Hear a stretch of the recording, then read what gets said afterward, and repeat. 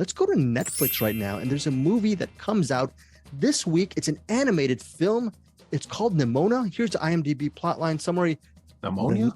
Nimona. Let's say that. Nimona, my fault. Or pneumonia. Nimona. When a knight in a futuristic medieval world is framed for a crime he didn't commit, the only one who can help him prove his innocence is Nimona, not pneumonia, a mischievous teen, not mischievous, a mischievous teen who happens to be a shape-shifting creature he's sworn to destroy. That shape-shifting creature, aka Nimona, is voiced by Chloë Grace Moretz. Riz Ahmed from The Sound of what, Eric? The Sound of? The Sound of Metal. Love that, Eric Holmes. Riz Ahmed, he is the knight, the aforementioned knight who is basically accused of committing a crime of murder, but he's trying to clear his name.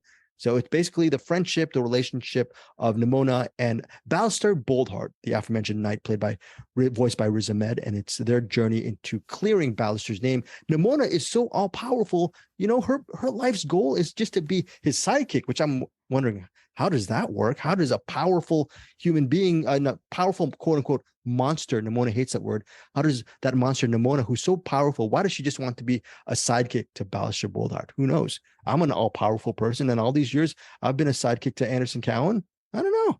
Am I a monster, Bruce? It's Greg Strzavosty, a monster like Nimona? Just like Nimona. Thank you. Dry wit again. Bruce, Nimona, animated film.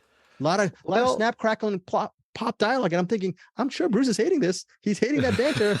Bruce, what are you thinking? Boy, I tried really hard to hate this movie. I really did. For the first, I was rolling my eyes pretty hard at the beginning of this because it was just that really bright, fast, cell shaded, wisecracking and Nimona, like lots of some pop references thrown in there. All those things that were drive me crazy in these kind of movies. And for a good chunk of it, maybe a third of it, I was like, I might really hate this movie.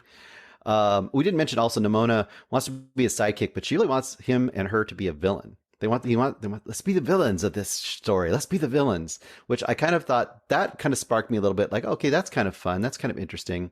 And also the whole thing that she shapeshifts into different things. And there's an early sequence where she shapeshifts a whole bunch to escape the castle when they're under attack, which is kind of fun. And this slowly won me over. I ended, first of all, these kind of movies, if you're not the age group that it's aimed for, can be tedious or really tiresome. Bruce, what is the age group? What is the age range? Because there's death in this movie. I would say this is probably like 8 or 9 to 12, something like that. Like older little kids, younger, before they're full teen kind of kids. I think that's kind of what it's aimed for. But I ended up really enjoying this movie. I ended up really liking it quite a bit. I didn't love it, but I started becoming more and more engaged with the story. I started really liking Nimona's character. And as her backstory kind of comes out, and as you kind of get the idea of why she is the way she is, I started actually caring for her character and enjoying kind of the journey she was on, even more so than Ballister Boldheart, but 100%.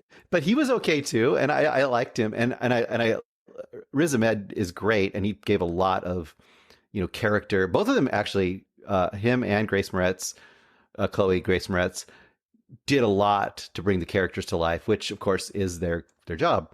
So overall, I ended up quite enjoying this, and I think this could be a real hit for that age group. And I think for a Netflix movie of this type, it's pretty strong. I think this is a great companion piece kind of to Seeing Red. It's not the same as Seeing Red, but I think those two they kind of deal with similar themes, I think. And this is one of these movies that could be divisive depending your leanings, because a lot of the leads, the romantic leads are male.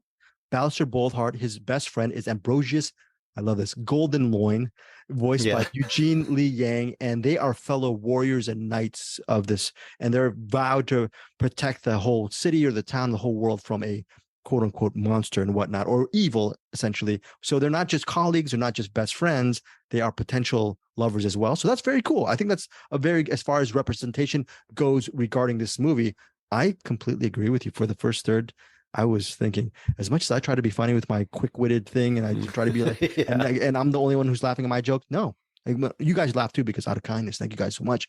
But it got wearying after a while. It got wearying. But then there's a reason why it got wearying, because it knocks you over. It takes you off balance, because then you realize the story. Well, I don't even look. It's not too much of a spoiler.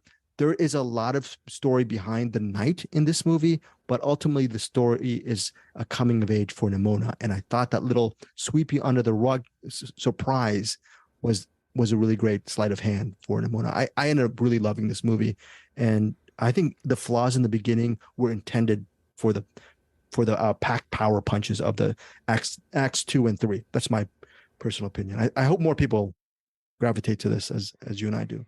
So I think it has a really good score too. I think it has some great pop songs in there, which can be annoying, but I think these ones are really, really good and fit with her character.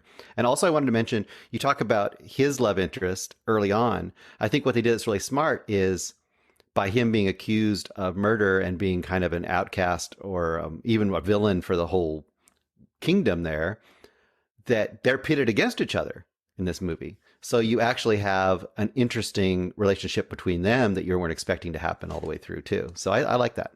okay, so Nimona on Netflix, Friday, June 30th. Bruce Perky, your rating? I was very surprised that I came down 3.5 on this. I would have definitely expected to be a 2 or something at the beginning, and I came out 3.5, which is, for me, is pretty solid for this. So. Okay, solid 3.5 star rating for Bruce. And Eric, what do you think I gave Nimona? What is my rating on Nimona, Eric Holmes? Why don't you write it down? No. Oh, you don't know? 4 stars. 4 stars. Okay, 4 stars. Yes, that is my rating on Nimona. 4 stars for me. I liked it a tick more than Bruce Perky, but most importantly, let us know what you think of Nimona if it works for you.